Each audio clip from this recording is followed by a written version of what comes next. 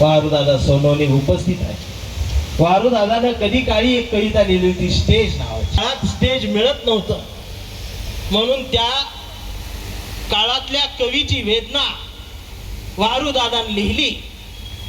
आज वारुदादा तुम्ही तुमच्या डोळ्याने पाहताय, आपल्याच गाव कुसाबाहेरच्या पोरांनी आपल्यासाठी स्टेज बनवलेला आहे आणि आपली पोरं त्या स्टेजवर कविता म्हणताय. तुमच्या कवितेचा हा विजय आहे. आजचं कवी संमेलन तुमच्या त्या कवितेला मी समर्पित करतो. तेवढा मला अभिमान वाटेल, आनंद वाटेल. आणि या कवी संमेलनाचा पहिला कवी म्हणून मी आमंत्रित करतोय माझे मित्र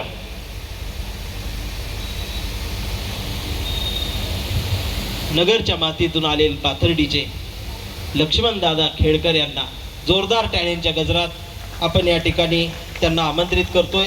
आपण शेवटपर्यंत तुम्ही राहाल नेते लक्ष्मण खेडकर साहेब, जोरदार टाळ्या. सर्वांना जय भीम. उशिरा आल्याचा फायदा असा होतो की डायरेक्ट नंबर लागतो. असो, मी माझी कविता ठेवतो. माझी भूमिका मांडणारी कविता आहे. कडूसाठी कडू मी, गोडासाठी गुळ. कडूसाठी कडू मी, गोडासाठी गुळ. तुका माझा बाप, माझं कबीराचं कुळ. कडूसाठी कडू मी, गोडासाठी गुळ. तुका माझा बाप, माझं कबीराचं कुळ. शब्दांचे शस्त्र घेऊन नाठाळाशी लढतो. नितीन दादा, शब्दांचेच शस्त्र घेऊन नाठाळाशी लढतो. दांभिकांचे बुरखे मी रास रोज फडतो. शब्दांचे शस्त्र घेऊन नाठाळांशी लढतो. दांभिकांचे बुरखे मी रास रोज फडतो. लोकाच्या डोळ्यात मी पुसवितो धूळ. तुका माझा बाप, माझं कबीराचं कुळ. कडूसाठी कडू मी, गोडासाठी गुळ. तुका माझा बाप, माझं कबीराचं कुळ. सोसून या त्रास बाजू सत्याचीच घेतो. सोसून या त्रास बाजू सत्याचीच घेतो. दाबलं जरी तोंड गाणं माणसाचंच गातो. सोसून या त्रास बाजू सत्याचीच घेतो.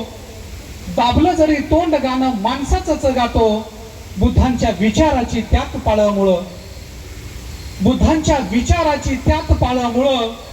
कडूसाठी कडू मी, गोडासाठी गुळ. तुका माझा बाप, माझं कबीराचं कुळ. शिवबा फुले भीमा पुढं झुकवितो माथा. शिवबा फुले भीमा पुढं झुकवितो माथा. माझ्यासाठी वंदनीय दोहे आणि गाथा. शिवबा फुले भीमा पुढं झुकवितो माथा. माझ्यासाठी वंदनीय दोहे आणि गाथा. आणि संविधान देत मला लढायाला बळ. आणि संविधान देत मला लढायाला बळ. कडूसाठी कडू मी, गोडासाठी गुळ. तुका माझा बाप, माझं कबीराचं कुळ. तुका माझा बाप, माझं कबीराचं कुळ. खूप सुंदर कविता लक्ष्मण दादांनी या ठिकाणी सादर केली. इशारा दिला या कवी संमेलनाला की आम्ही तुकारामाच्या मांडीवर बसून बोलणार आहे. तुम्ही रायगडाच्या पायरीवर बसून ऐकलं पाहिजे.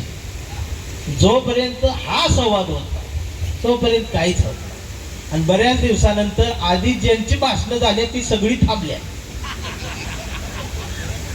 पण आपल्यात काय झाले, एकमेकाचं ऐकत नाही. आणि गुरव सर, मी लिहून देतो, 2 दिवसानंतर ही गेली का परत वर्षभर तुम्हाला मला फोन बी करत नाही. समाधान नाही करत. पत्रिका दिसल्यावरच फोन करणार आहे. आणि आमचं दादा म्हणते संवाद झाला पाहिजे. आता कसा व्हायचा सांगा. संवाद दररोज झाला पाहिजे. आमचा संवाद होत नाही म्हणून ती उड्या मारत्या. फक्त एकत्रित येऊन एकदा हो एवढं करा, उडून जाते रे. अहो लाभार्थीच आहे ती, फक्त बोंबलतील, बाकी कोणाला काही देणं घेणं पडलं.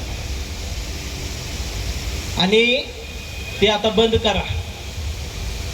पानसरे गेले शोकसभा घ्यायची, दाभोळकर गेले शोकसभा घ्यायची. शोकसभेत एक वाक्य टाळ्या घेत, प्रत्येक वाक्याच भाषा. माणूस मेला म्हणून काय झाले, विचार अमर राहतील असलं गुळग बोलायचं आता बंद करा. आमचा माणूसच मेला नाही पाहिजे यासाठी मोठ्या आवडून तयार राहा. ते या काळाची गरज आहे. मी या ठिकाणी आमंत्रित करतोय